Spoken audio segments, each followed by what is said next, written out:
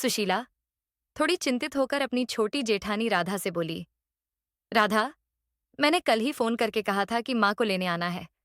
पूरा दिन बीत गया, लेकिन वे अभी तक माँ को लेने नहीं आए। क्या ऐसा होता है? पिछले महीने जब माँ मेरे पास आने वाली थी, तो मैंने रमेश को सुबह 8 बजे उन्हें लेने भेज दिया था। राधा ने जवाब दिया, अरे दीदी, आप क्यों नाराज हो रही हैं? वो तो माँ को लेने आ ही रहे थे, लेकिन अचानक उनके बेटे के स्कूल से फोन आया कि आज पेरेंट्स मीटिंग है, इसलिए उन्हें वहां जाना पड़ा। आज नहीं तो कल माँ को ले जाएंगे। आप इतनी टेंशन क्यों ले रही हैं? सुशीला बोली, तो अब तेरे स्कूल की मीटिंग तो खत्म हो गई होगी। भाई से कहो कि आकर माँ को ले जाए। हम किसी अलग शहर में नहीं रहते, हमारा शहर तो एक ही है। ऐसे सफर में कितना समय लगता है? मैं माँ को एक दिन भी ज्यादा नहीं रख सकती। अगर मैंने उन्हें एक दिन और रखा तो समझ लो कि अगली बार जब माँ 4 महीने बाद मेरे पास आएंगी, तो मैं भी उन्हें एक दिन बाद ही बुलाऊंगी। राधा बोली, ठीक है दीदी, मैं उनसे बात करती हूँ और कहती हूँ कि अगर समय मिला तो तुरंत माँ को लेने आए। सुशीला बोली, तुझे क्या मतलब? बात करती हूँ। सीधा भाई से कह कि अभी आकर माँ को ले जाए। हम चारों भाई जेठानी ने मिलकर तय किया था कि माँ को हर महीने किसी एक के पास रखना है, तो फिर मुझे एक दिन ज्यादा क्यों रखना चाहिए? इतना कहकर सुशीला ने फोन काट दिया और अपनी दो बड़ी जेठानियों को कॉन्फ्रेंस कॉल पर जोड़ा और बोली, दीदी, आज 1 महीना पूरा हो गया है और वैसे भी ये महीना 31 दिनों का था। मैंने माँ को पहले ही एक दिन ज्यादा रखा है। आज पहली तारीख है। मेरी छोटी जेठानी को सुबह ही माँ को लेने आना था, लेकिन अभी तक कोई नहीं आया। शाम के 7 बज गए हैं। क्या ऐसा चलता है? इस महीने दोनों का नंबर नहीं था, इसलिए दोनों जेठानियां चुपचाप फोन पर सुन रही थीं। एक बोली, अरे सुशीला, तू ही देख ले, मुझे घर पर बहुत काम है। दूसरी बोली, आज मेरे घर मेहमान आने वाले हैं, मुझे उनके लिए खाना बनाना है। मैं भी फोन रखती हूँ। ऐसा कहकर दोनों ने फोन काट दिया। दरवाजे के बाहर बैठी कमला देवी अपनी बहू की बातें सुनकर उदास हो जाती हैं। आज उनके चारों बेटे और बहुएं मिलकर हर एक को एक एक महीने के हिसाब से उनकी देखभाल की जिम्मेदारी बांट चुके हैं। कमला देवी, 65 वर्ष, सोचती हैं, अगर मैंने एक दिन भी ज्यादा रुकने की कोशिश की तो बहू को मैं बोझ लगने लगती हूँ। उसी समय सुशीला, 38 वर्ष, अपने कमरे से बाहर निकलती है और दरवाजे पर कमला देवी को देखकर चिल्ला उठती है, आप यहाँ मेरे दरवाजे के बाहर क्यों बैठी हैं? क्या आप चुपचाप मेरी बातें सुन रही थीं? आपको शर्म नहीं आती ऐसा करते हुए?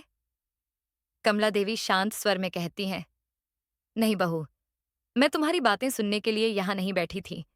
मुझे तुमसे कुछ काम था, इसलिए आई थी।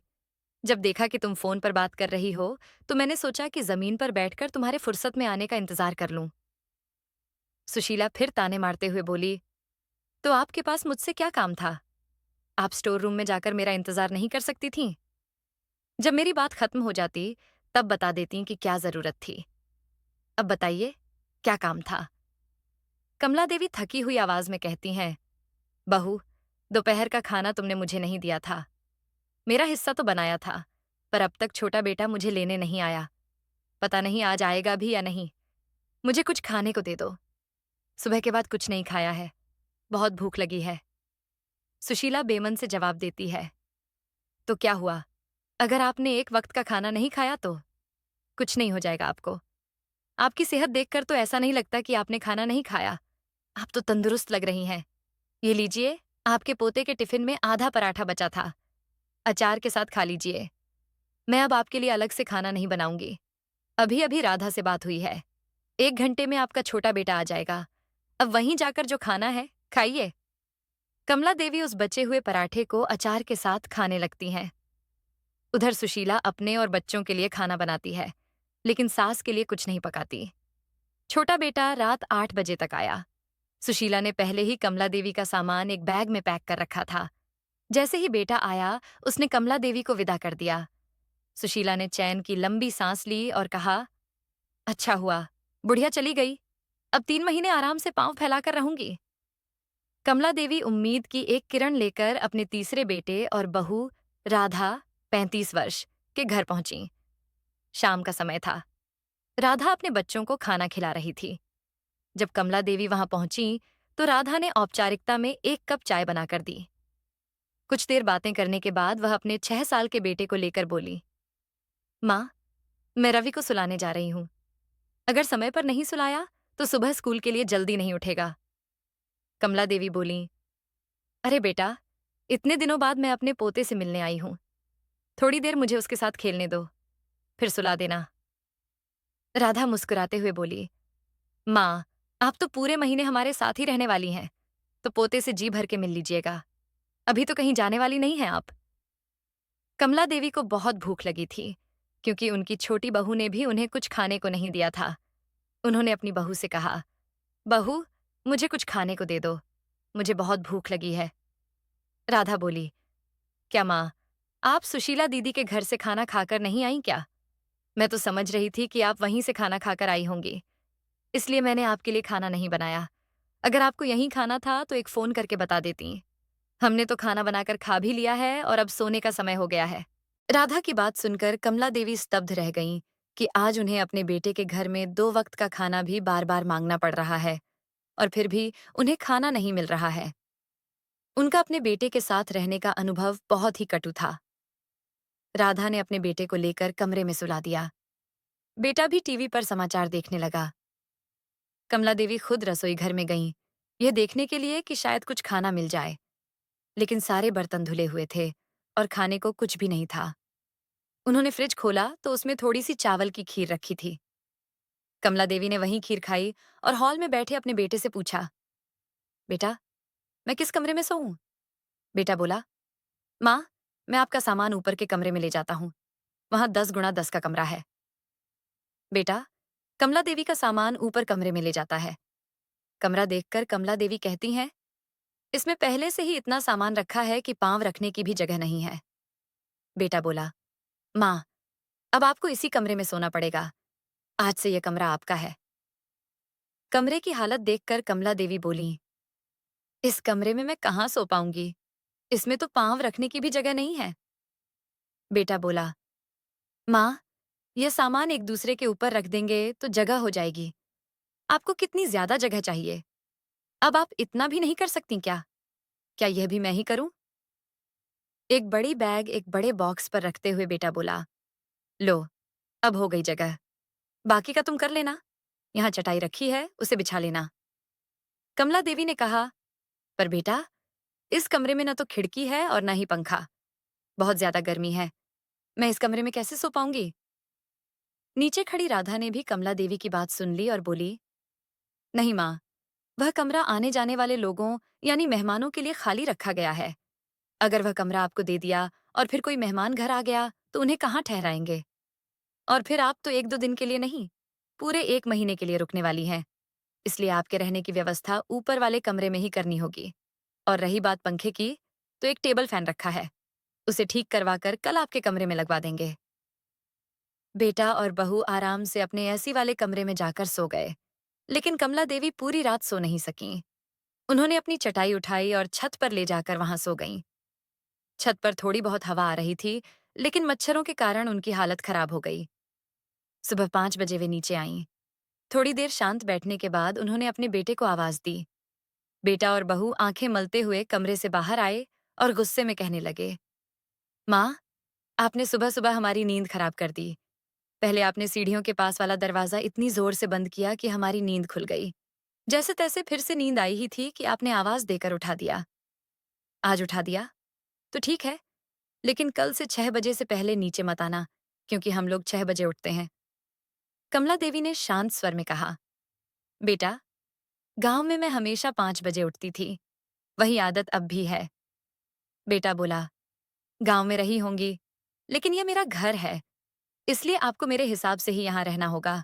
और आप 1 दिन के लिए तो आई नहीं है, पूरे महीने रहना है तो खुद को बदलना पड़ेगा।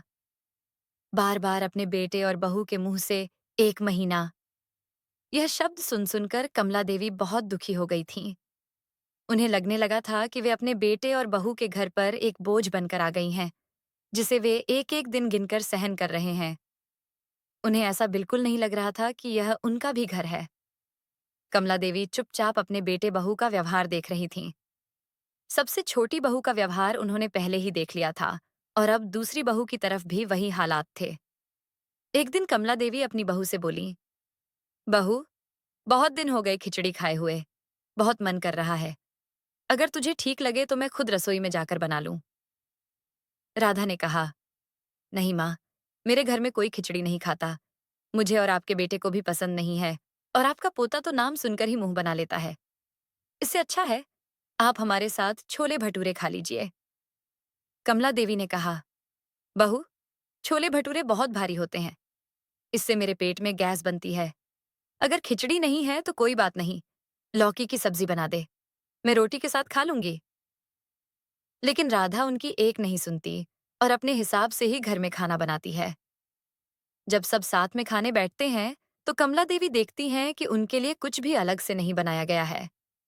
अगर वे छोले खाएंगी तो उन्हें तकलीफ होगी। इसलिए उन्होंने अपनी थाली से छोले निकाल दिए और एक कटोरी में दूध लेकर आईं। तभी राधा उन पर चिल्ला उठी, आपने किससे पूछकर दूध लिया? आपको मालूम भी है कि दूध कितना महंगा हो गया है, और दूध तो मैं सिर्फ अपने बेटे के लिए मंगवाती हूँ। ऐसा कहकर राधा ने उनके हाथ से दूध की कटोरी छीन ली और रसोई में वापस रखाई। इच्छा न होने के बावजूद कमला देवी को छोले भटूरे खाने पड़े, लेकिन जिससे उन्हें डर था वही हुआ। उनका पेट खराब हो गया। अगले दिन कमला देवी अपने बेटे से कहती हैं, बेटा, मेरी तबीयत ठीक नहीं है, मेरे लिए दवाई ले आ। इस पर राधा बहुत गुस्से से कहती है, अगर आप पहले से ही बीमार थीं तो अपनी छोटी बहू से ही इलाज करवा कर यहाँ आती। अब हम आपको अपने पास रखें और इलाज भी करें। राधा की यह बात सुनकर कमला देवी की आंखों में आंसू आ जाते हैं। उन्हें यह सोचकर बहुत दुख होता है कि अपने बेटे और बहू के घर एक गोली के लिए भी उन्हें कितना कुछ सुनना पड़ रहा है। कमला देवी बड़ी मुश्किल से अपने तीसरे बेटे और बहू के घर 1 महीना बिताती हैं।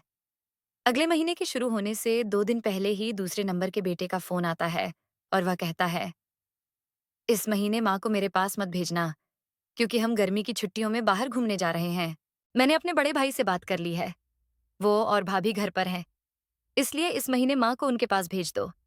अगले महीने जब हम अपनी टूर से वापस आ जाएंगे तब माँ को अपने पास बुला लेंगे। जब बड़े बेटे को यह बात पता चलती है तो वह कहता है, यह क्या बात हुई? माँ तो इस महीने मेरे पास आने वाली थीं, फिर मैं उन्हें कैसे बुला सकता हूँ? मेरे बच्चों की भी छुट्टियां शुरू हो रही हैं। शीला और बच्चे अपने मामा के घर जा रहे हैं। अब मैं माँ को अपने पास नहीं बुला सकता। जिसकी बारी हो वही माँ को अपने पास बुलाएगा। मैं 1 महीना पहले माँ को अपने पास क्यों बुलाऊं? ऐसा कहकर वह फोन काट देता है। अब चारों बहुओं के बीच झगड़ा शुरू हो जाता है। सब एक दूसरे को फोन करने लगती हैं। जिस बहू के घर कमला देवी थीं, वह घबरा जाती है और अपनी दोनों जेठानियों को फोन करके कहती है, मुझे कुछ नहीं पता। तुम दोनों जल्दी तय करो कि माँ किसके पास जाएंगी, क्योंकि कल पहली तारीख है। बाबूजी को कहकर माँ को ले जाने को कहो। बहुओं और बेटों का व्यवहार कमला देवी से छिपा नहीं था। कमला देवी ऐसी व्यवहार से बहुत अस्वस्थ हो गई थीं। वे दुखी होकर अपने कमरे में चली गईं और फूट फूट कर रोने लगीं। आज उन्हें अपने पति की बहुत याद आ रही थी। तुम्हें गए हुए अभी केवल 3 ही महीने हुए हैं, और देखो मेरे ऊपर कैसी विपत्तियां आ पड़ी हैं। बच्चों ने अपनी माँ को जैसे एक फुटबॉल बना दिया है, जिसमें न कोई भावना है और न ही दिल। कमला देवी को आज अपनी पुरानी बातें याद आने लगीं। 4 महीने पहले तक वे अपने गांव में बहुत सुख शांति से रह रही थीं। उन्हें किसी चीज की कमी नहीं थी। उनका घर मिट्टी का 2 कमरों का था, लेकिन वह शहर के पक्के मकानों से कहीं अधिक सुख और आनंद से भरा हुआ था। कमला देवी के पति श्यामलाल, 70 वर्ष मृत्यु के समय, के पास गांव में जमीन थी, जिसमें वे स्वयं खेती करते थे, और खेती से मिलने वाली आमदनी से उन्होंने अपने चारों बच्चों को पढ़ाया लिखाया। उन्होंने यह सोचकर कड़ी मेहनत की कि उनके बच्चों को गांव में रहकर खेती का काम न करना पड़े। उनके परिश्रम का फल भी उन्हें मिला। 2 बेटे पुलिस में भर्ती हो गए, एक बेटा बैंक में नौकरी करने लगा और चौथा बेटा स्कूल में शिक्षक बन गया। चारों को सरकारी नौकरी मिल गई। श्यामलाल और कमला देवी बहुत खुश थे। उन्होंने चारों बेटों की शादियां धूमधाम से की। घर में 4 बहुएं आ गईं। शादी के कुछ दिन बाद बच्चे अपने अपने परिवार के साथ शहर में जाकर बस गए। पति पत्नी गांव में ही रह गए। एक दिन श्यामलाल ने कमला देवी से कहा, कमला, अब जब हमारे चारों बेटे शहर में बस गए हैं तो हमें भी उनके पास चलकर आराम से रहना चाहिए। लेकिन कमला देवी ने मना कर दिया, अब जाकर बहू के घर क्या करना? जब तक हमारे हाथ पैर चलते हैं तब तक हम गांव में ही रहेंगे। हमें देखकर बच्चों को तकलीफ होगी। श्यामलाल बोले, कमला, मैं सोच रहा हूं कि अपना यह कच्चा घर पक्का बनवा लें, फिर आराम से रहेंगे। तुम्हारे लिए भी यह सुविधा होगी। जब गांव में घर बनाने की बात बच्चों और बहुओं को पता चली तो वे नाराज हो गए। कहने लगे, गांव में फिजूल खर्ची करने की क्या जरूरत है? 2 कच्चे कमरे काफी हैं तुम दोनों के लिए। बेवजह पैसे क्यों उड़ाना? पर श्यामलाल का भाग्य कुछ और ही लिखा हुआ था। एक दिन उन्हें दिल का दौरा पड़ा और वे कमला देवी को इस दुनिया में अकेला छोड़कर चल बसे। श्यामलाल के निधन के बाद उनके चारों बेटे और बहुएं कुछ दिनों के लिए गांव आए। 13वीं के बाद सभी बेटे आंगन में बैठकर चर्चा करने लगे कि पिताजी की सारी जमीन बेच देनी चाहिए, क्योंकि वे अब गांव में खेती करने नहीं आएंगे। बहुओं ने भी इस बात का समर्थन किया। अब रही बात मां की, तो उनका कहना था कि गांव का घर और जमीन बेचकर आपस में बराबर बांट लें। लेकिन मां को कौन रखेगा? कमला देवी के 4 बेटे हैं। लेकिन आज चारों बेटे आंगन में बैठकर आपस में चर्चा कर रहे थे कि मां को कौन अपने पास रखेगा। कमला देवी चुपचाप उनकी बातें सुन रही थीं। उसी समय दूसरा बेटा और बहू बोले, ऐसा करते हैं, मां को 1-1 महीने अपने अपने घर रखेंगे। हम 4 भाई हैं, तो जब 1 महीने बाद मां हमारे पास रहेंगी, तब 3 महीने बाद ही फिर से हमारी बारी आएगी। सबने यह बात मान ली। लेकिन जब बेटे जमीन बेचने के लिए गए तो उन्हें पता चला कि पिताजी ने अपने जीवन काल में ही जमीन मां के नाम कर दी थी। घर आकर वे मां पर चिल्लाने लगे और पूछने लगे, मां, पिताजी ने जमीन आपके नाम कब की और आपने हमें बताया भी नहीं? मां बोली, बच्चों, मैंने तो मना किया था, लेकिन तुम्हारे पिताजी ने जबरदस्ती जमीन मेरे नाम कर दी। ये सुनकर चारों बेटे और बहुएं नाराज हो गए, पर अब वे कुछ कर नहीं सकते थे। इसलिए सबने तय किया कि अब उनके पास समय नहीं है, तो मां को 1-1 महीने साथ रखेंगे। होली पर जब वे आएंगे, तब मां के नाम जो जमीन है उसे बेच देंगे और चारों भाई आपस में पैसे बांट लेंगे। सबसे पहले कमला देवी को उनके छोटे बेटे और बहू के पास छोड़ दिया गया। फिलहाल वे अपने तीसरे बेटे और बहू राधा के घर थीं, जहां वे बड़ी मुश्किल से दिन काट रही थीं। उनकी आंखों से बहते आंसुओं को पोंछते हुए वे सोचने लगीं कि अभी तो और जीवन बाकी है, और अगर उन्हें अपने बेटे और बहू के घर इसी तरह जीना है, तो यह तो जीते जी नरक भोगने जैसा है। वहां हर तरह की बंदिशें थीं। न तो बहू समय पर खाना देती, न बेटा और बहू उनके साथ 2 बातें करते। उन्हें क्या तकलीफ है, ये जानने कोई नहीं आता। वे अकेले कमरे में बैठकर रोती थीं, पर बेटे बहू को इससे कोई फर्क नहीं पड़ता। तभी नीचे से राधा की आवाज आई, अरे माँ, वहीं ऊपर बैठी रहेंगी क्या? सामान लेकर नीचे आइए। कमला देवी अपना सामान लेकर नीचे आईं तो देखा कि उन्हें लेने कोई नहीं आया था। उन्होंने पूछा, बहू, बड़ा बेटा तो अभी आया नहीं, तो मैं किसके साथ जाऊं? राधा बोली, तो क्या हुआ, मैं तो वैसे भी आपको इधर से उधर भेजने का इंतजाम कर ही सकती हूँ। आज पूरा 1 महीना हो गया है, अब तो आपको वहां जाना ही पड़ेगा। आपका बेटा तैयार हो रहा है, वही आपको बड़े बेटे के घर छोड़ आएगा। राधा की बातें सुनकर कमला देवी चुप रहीं। उनकी आंखें आंसुओं से भर आईं। 4 बेटे और बहुएं होते हुए भी आज उनकी यह हालत हो गई थी। जब बच्चे हुए थे, तब सब कहते थे, आप तो राज कीजिए। क्या यही राज करना होता है? खैर, कमला देवी छोटे बेटे के साथ बड़े बेटे के घर पहुंच गईं। देखा तो बड़ी बहू ममता, 40 वर्ष, मायके जाने की तैयारी कर रही थी। बच्चे भी तैयार होकर इधर उधर घूम रहे थे। उन्हें पहले ही पता था कि देवर माँ को लेकर आने वाले हैं, इसलिए उन्होंने बाहर का कमरा पहले से ही साफ कर रखा था। ममता ने उनसे कहा, माँ, आपके लिए बाहर का कमरा साफ कर दिया है, आपको वहीं रहना होगा। कमला देवी ने अंदर से पूरा घर देखा, क्योंकि ममता का घर बहुत बड़ा था, लेकिन ज्यादातर कमरे बंद और ताले लगे हुए थे। उन्होंने पूछा, बहू, तुमने घर के कमरों में ताले क्यों लगाए हैं? ममता बोली, माँ, मैं मायके जा रही हूं तो घर को ताले लगाकर ही जाऊंगी। कमला देवी ने कहा, लेकिन बहू, अब तो मैं आ गई हूं, मैं पूरे घर का ध्यान रख लूंगी। ममता ने जवाब दिया, आप यहीं हैं, इसीलिए तो ताले लगाकर जा रही हूं। आप तो मेरे पीछे पीछे पूरे घर में घूमती रहेंगी। बेचारी कमला देवी अपमानित होकर भी चुपचाप बैठ गईं। कुछ समय बाद जब वे रसोई में गईं, तो देखा कि रसोई में ज्यादातर सामान खत्म हो चुका था। इधर उधर थोड़ा सा चावल, आटा और दाल पड़ी थी। उन्होंने ममता से कहा, बहू, रसोई में बहुत सी चीजें खत्म हो गई हैं। मैं क्या बनाकर खाऊं? और मायके तो सिर्फ तुम और बच्चे जा रहे हो। बेटा और मैं तो यहीं रहेंगे। इतने से सामान में 2 लोगों का खाना कैसे बनेगा? ममता बोली, माँ, मैंने उन्हें पहले ही बता दिया है कि नाश्ता और रात का खाना ऑफिस की कैंटीन में ही होगा। घर पर खाना बनाने की जरूरत नहीं है। और आपके लिए थोड़ा सा चावल, आटा और दाल पड़ी हुई है। दाल, रोटी, चावल बनाकर खाती रहिए। बस 10 दिन की ही तो बात है। उसके बाद मैं आ जाऊंगी। फिर जाकर रसोई का सामान खरीदूंगी। अगर अभी सामान ले लिया तो आप सब कुछ खा पी डालेंगी। इतना कहकर ममता ने अपना बैग उठाया और अपने मायके चली गई। ममता के जाने के बाद एक दिन कमला देवी अपने बेटे से बोली, बेटा, मैं गांव से आई हूं। तब से सिर्फ 2 ही साड़ियां पहन रही हूं। एक साड़ी कील में अटक कर फट गई है। मुझे एक नई साड़ी ला दो। इस पर बेटा गुस्से में बोला, पहले से ही घर में बहुत खर्चे हैं। अब तुम्हारे लिए एक साड़ी लेकर आऊं? ये मुझसे नहीं होगा। कमला देवी सोचने लगी कि जब बच्चे हुए थे तो उन्हें अपने आप पर बहुत गर्व होता था कि मेरे 4 बेटे हैं। वे मेरा पूरा ध्यान रखेंगे, मेरी हर जरूरत का ख्याल रखेंगे, मुझे कभी किसी चीज की कमी नहीं होने देंगे। लेकिन यहाँ तो 4 बेटों के होते हुए भी एक माँ उनके लिए बोझ बन चुकी है। एक दिन में 2 बार भोजन देने में भी पसीना आ जाता है।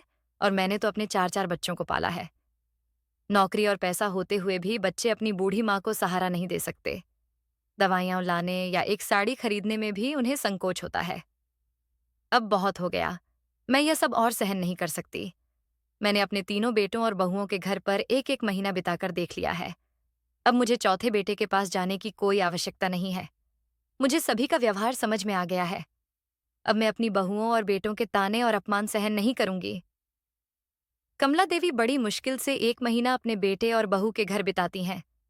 महीने के अंत में फिर से 4 बहुएं आपस में फोन पर बात करने लगती हैं। और ऐसा प्रतीत होता है मानो उनकी सास नहीं, कोई मुसीबत उनके घर आने वाली है। परंतु कमला देवी अब अपने दूसरे बेटे और बहू के पास नहीं जाना चाहती थीं। माँ, आज आप तैयार हो जाइए। 1 महीना हो गया है। अब आपको दूसरे बेटे के घर जाना है। नहीं बेटा, मैं अब वहां नहीं जाऊंगी। क्यों माँ, क्या हो गया? आप क्यों नहीं जाना चाहती वहां? जब हमने सबने मिलकर तय किया है कि आपको हर एक के पास एक एक महीना रहना है, तो बीच में बोलने की क्या जरूरत है? कमला देवी सोच समझकर अपने बेटे को उत्तर देती हैं। अगर अभी कुछ बोल दिया तो यह सब नाराज हो जाएंगे। और फिर जो उन्होंने मन में ठान रखा है वह कर नहीं पाएंगी। इसलिए वे चुपचाप कहती हैं, बेटा, मैं सोच रही थी कि गांव का घर कई दिनों से खाली पड़ा है और होली भी पास आ रही है। घर और आंगन में घास भी बहुत उगाई होगी। मैं जाकर वहां की सफाई कर लूंगी। वैसे भी अगले महीने होली पर तुम लोग वहां आने वाले ही हो। अगर घर साफ सुथरा रहेगा तो सबको अच्छा भी लगेगा। सबको यह बात उचित लगती है कि यह अच्छा विचार है। माँ को अपने पास भी नहीं रखना पड़ेगा, क्योंकि वे गांव जाकर रहेंगी। बेटा तुरंत माँ को गांव छोड़ आता है। गांव के अपने मिट्टी के घर में पहुंचते ही कमला देवी राहत की सांस लेती हैं और उन्हें महसूस होता है कि यही उनका असली घर है। उस 1 महीने में कमला देवी एक बड़ा निर्णय लेती हैं। उनके पति ने गांव की जो जमीन उनके नाम की थी, उसमें से वे 5 बीघा जमीन बेच देती हैं और उस पैसे से अपने कच्चे घर के सामने पड़े आंगन में 2 पक्के कमरे बनवाती हैं, जिनमें उनके लिए सभी सुख सुविधाएं होती हैं। गांव में बिजली की समस्या रहती है, इसलिए वे एक इन्वर्टर भी लगवाती हैं। एक कमरे में एसी और दूसरे कमरे में कूलर लगवाया जाता है। कमला देवी ने अपने लिए गांव में ऐसा घर बनवाया था जो अकेले उनके लिए था और उसमें हर प्रकार की सुख सुविधाएं थीं। वह घर उनके बेटों और बहुओं के घरों से कहीं बेहतर था। इस सब काम में महीना कैसे बीत गया, उन्हें पता ही नहीं चला। होली से 4 दिन पहले उनके बेटे का फोन आया। हम चारों भाई गांव आ रहे हैं। आपने घर की सफाई अच्छे से की ही होगी। हमारे रहने की व्यवस्था भी कर लें, क्योंकि आपको तो पता ही है कि बच्चों को गांव में एडजस्ट करने में कितनी मुश्किल होती है। और आपकी जमीन भी बेचनी है तो हफ्ता तो लग ही जाएगा। होली की छुट्टी लेकर हम सब वहीं रुकने वाले हैं। कमला देवी कुछ नहीं कहती। अगले दिन बेटे और बहुएं गांव आ जाते हैं। गांव आकर जब वे पक्के बने हुए घर को देखते हैं तो अपनी माँ पर चिल्लाते हैं, यह घर किसने बनवाया? इतना पैसा कहाँ से आया? अगर आपके पास इतना पैसा था तो हमें दे देती। गांव में बेवजह खर्च करने की क्या जरूरत थी? तब कमला देवी स्पष्ट शब्दों में कहती हैं, मैंने अपनी 5 बीघा जमीन बेची और उसी पैसों से यह घर बनवाया है। इसमें सारी सुख सुविधाएं भी लगवाई हैं। देखो, अपनी आंखों से मैंने एसी से लेकर कूलर तक सब कुछ खरीदा है। किसी चीज की कमी नहीं है। क्या माँ, आपने जमीन बेच दी? आपकी हिम्मत कैसे हुई? जमीन तो हमारी थी। कमला देवी कहती हैं, क्या जमीन तुम्हारे नाम पर थी? जमीन मेरे नाम पर थी और मुझे अपने लिए पक्के घर की जरूरत थी। अब मैं उन कच्चे कमरों में नहीं रह सकती थी क्योंकि बरसात में पानी टपकता है। इसीलिए मैंने अपनी जमीन बेचकर अपने लिए एक छोटा सा पक्का घर बनवाया। तुम्हें क्यों परेशानी हो रही है? मैंने तुमसे कोई पैसे नहीं लिए ना? बेटे और बहुएं फिर भी कमला देवी से नाराज हो जाते हैं। तब कमला देवी दो टूक शब्दों में कहती हैं, तुम्हारे पिताजी ने जमीन मेरे नाम की थी। वह जमीन मेरी थी और मैंने उसे बेचा। तुम लोग इसमें कुछ नहीं कर सकते। दरअसल कमला देवी के मन में कहीं न कहीं अपने बेटों और बहुओं के बुरे व्यवहार का दुख था। जब उन्हें अपने बेटों के घर के दिन याद आते तो उनकी आंखों में आंसू आ जाते। इसीलिए उन्होंने तय किया था कि गांव में आकर पति द्वारा उनके नाम की गई जमीन बेचकर वे अपने लिए आराम और सुख से भरा जीवन जींगी। मेरे पति बहुत दूरदृष्टि रखने वाले व्यक्ति थे। उन्होंने मेरे बारे में बहुत अच्छा सोचा था। जब उन्होंने मेरे लिए इतना अच्छा सोचा ही था, तो मैं उनके विचारों का अनादर क्यों करती? उन्होंने मेरे बुढ़ापे का विशेष ध्यान रखा, इसलिए ही उन्होंने वह जमीन मेरे नाम कर दी थी।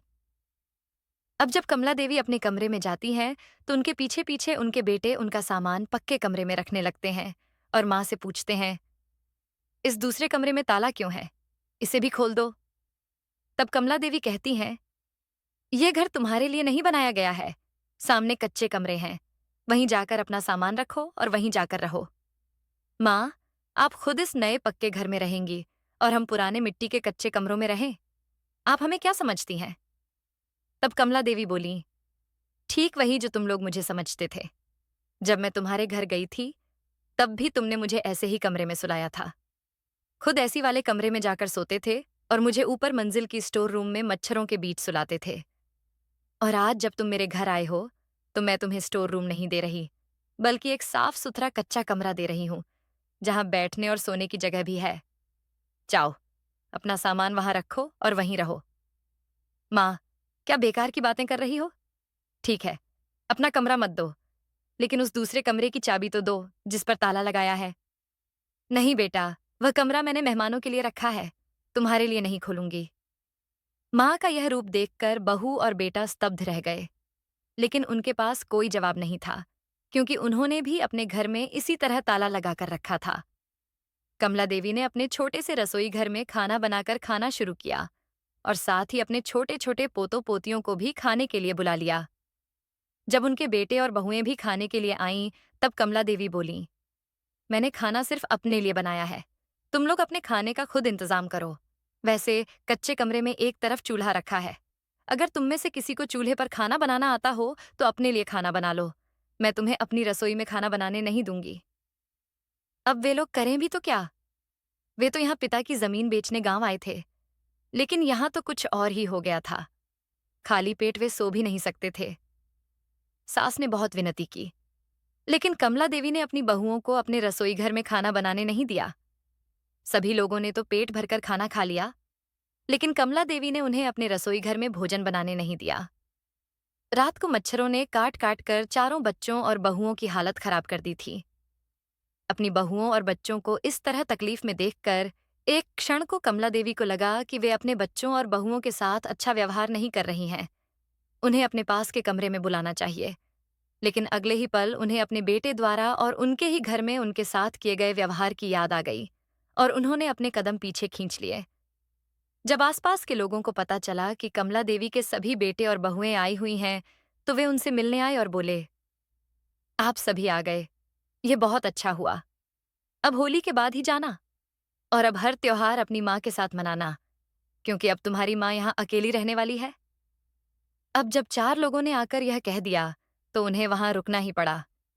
वैसे भी वे सभी लोग एक हफ्ते की छुट्टी लेकर आए थे और वापसी की टिकट भी ले ली थी। इतनी जल्दी लौट भी नहीं सकते थे।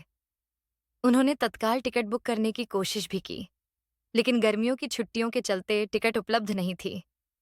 इसीलिए सबको मन मारकर उसी घर में रुकना पड़ा। कमला देवी को सुबह 5 बजे उठने की आदत है और पूजा के बाद उन्होंने जोर से शंख बजाया। शंख की आवाज सुनकर चारों बेटे और बहुएं चिल्लाते हुए आंगन में आ गईं। क्या माँ, बड़ी मुश्किल से नींद आई थी और आपने सुबह सुबह शंख बजाकर हमें जगा दिया? इतनी सुबह कौन शंख बजाता है? इस पर कमला देवी ने दृढ़ शब्दों में कहा, यह तुम्हारा घर नहीं है, मेरा घर है। जब मैं तुम्हारे घर 5 बजे उठती थी तो तुम लोगों ने मुझे सुबह जल्दी उठने से मना किया था, लेकिन अपने घर में मैं अपनी मर्जी से उठती हूँ और तुम्हें भी मेरी मर्जी से ही यहाँ उठना होगा। कमला देवी की बात सुनकर सभी चुप हो गए, क्योंकि उनके पास माँ को जवाब देने के लिए कुछ नहीं था। कमला देवी जब तैयार होकर बाजार जाने लगीं तो बेटों ने पूछा, माँ, कहाँ जा रही हो? और तुम घर को ताला लगाकर क्यों जा रही हो? घर को ताला लगाने की क्या जरूरत है? क्या हम चोर हैं जो तुम्हारे घर से कुछ चुरा लेंगे? और यह घर हमारा भी तो है। इस पर कमला देवी बोली, बेटा, मेरा घर तुम्हारा है, लेकिन तुम्हारा घर मेरा नहीं है क्या? जब मैं तुम्हारे घर गई थी तब तुम्हारी पत्नी ने भी सारे कमरों में ताला लगाकर अपने मायके चली गई थी। तब तो तुम्हें यह नहीं लगा कि तुम्हारा घर माँ का भी घर हो सकता है। इस तरह कमला देवी अपने बेटों को सबक सिखा रही थीं, क्योंकि पिछले 3 महीनों में उनके बेटों और बहुओं ने उन्हें एक एक रोटी और एक एक कपड़े के लिए तरसाया था। अपने बेटे और बहू के घर में वे बहुत रोई थीं। बेटे और बहू के साथ रहते हुए भी उन्हें बहुत अकेलापन महसूस हो रहा था।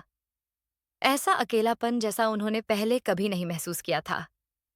कोई उनसे बात नहीं करता था, न ही कोई उनकी बात सुनता था। बाजार से लौटने के बाद कमला देवी ने जो सामान लाया था उसे अपने बेटे और बहू को दिखाया और बोली, देखो, मैंने 3,000 रुपये की साड़ी अपने लिए खरीदी है। 3,000 रुपये सुनकर बेटा गुस्से में बोला, माँ, इतनी महंगी साड़ी ले आई हो? इस बुढ़ापे में इतनी महंगी साड़ी पहनकर क्या करोगी? तुमने अपने पूरे जीवन में कभी इतने महंगे कपड़े नहीं पहने, फिर अब क्यों खरीदा? क्या तुम्हें बिल्कुल भी शर्म नहीं आई फालतू खर्च करते समय? कमला देवी ने बेटे के गाल पर जोरदार थप्पड़ मारी और बोली, तुझे शर्म नहीं आई अपनी माँ को एक साड़ी के लिए मना करते हुए? तू अपने ऊपर लाखों रुपए खर्च कर सकता है, लेकिन अपनी माँ के लिए एक साड़ी खरीदने से मना करता है। मेरे पति ने बहुत सोच समझकर जमीन मेरे नाम की थी और यह उन्होंने बिल्कुल सही किया। कम से कम बुढ़ापे में तो सुकून से रह सकूं। अब मुझे तुम्हारी जरूरत नहीं है। जब मेरे पास पैसे हैं तो मैं आराम से जी सकती हूँ। मैंने उन पैसों से सभी सुविधाएं खरीदी हैं और अगर जरूरत पड़ी तो मैं किसी को पैसे देकर अपनी सेवा भी करवा सकती हूँ। माँ की बातें सुनकर बेटे और बहू के पैरों तले जमीन खिसक गई, क्योंकि 2 ही दिनों में उन्होंने अपनी माँ का बदला हुआ रूप देख लिया था। यही काफी था उन्हें सही रास्ते पर लाने के लिए। अब उन्हें भी समझ आ गया था कि माँ से झगड़ा करने से बेहतर है उनके साथ मिलकर रहना। हर कोई अपनी माँ से माफी मांगने लगा और कहने लगा, माँ, हमें माफ कर दो, हमारे साथ शहर चलो। अब हम तुम्हें शहर में अच्छे से रखेंगे, तुम्हारी अच्छी सेवा करेंगे। अब हम तुम्हें किसी भी तरह की शिकायत का मौका नहीं देंगे। इस पर कमला देवी कहती हैं, अब मुझे शहर आने की क्या जरूरत है? मैंने तो शहर को ही अपने गांव में ले आई हूं। मेरे घर में क्या कमी है, बताओ। और अगर तुम्हें मेरी सेवा करने की इतनी ही इच्छा है तो जो बहू या बेटा मेरे पास 10 से 15 दिन रहेंगे, मैं अपनी जमीन से जो थोड़े बहुत पैसे आते हैं उनसे उनकी थोड़ी सी मदद करूंगी, लेकिन मैं अपनी सारी संपत्ति किसी को नहीं दूंगी। अब ऐसी स्थिति बन गई कि हर 2 महीने में एक बेटा अपनी पत्नी और बच्चों के साथ माँ के गांव आता, उनके लिए खाना बनाता, सेवा करता और उसके बदले कमला देवी उन्हें अपनी खेती से मिलने वाली आमदनी में से कुछ पैसे देती थीं। तो दोस्तों, अगर आपके पास बुजुर्ग अवस्था तक कुछ संपत्ति है तो आप उसका सही जगह और सही तरीके से उपयोग करके अपना बुढ़ापा अच्छे से बिता सकते हैं। आगे चलकर वह संपत्ति आपके बच्चों के नाम हो ही जाएगी, लेकिन जब तक आप जीवित हैं तब तक सम्मानपूर्वक जीना जरूरी है। नहीं तो 4 बेटे और 4 बहुएं होते हुए भी कमला देवी के साथ जो हुआ वह हमने देखा ही है। लेकिन कमला देवी जैसा निर्णय लेना आज के समय में बहुत जरूरी हो गया है। तो दोस्तों, ये थी आज की कहानी। इस कहानी के बारे में आपकी क्या राय थी, ये कमेंट बॉक्स में जरूर बताइए। अगर आपको कहानी पसंद आई हो तो वीडियो को लाइक करें और चैनल को सब्सक्राइब करें और बेल आइकन पर क्लिक करके इसे ऑन ऑल पर सेट करें, ताकि आपको नए वीडियो की सूचना तुरंत मिल जाएगी। धन्यवाद।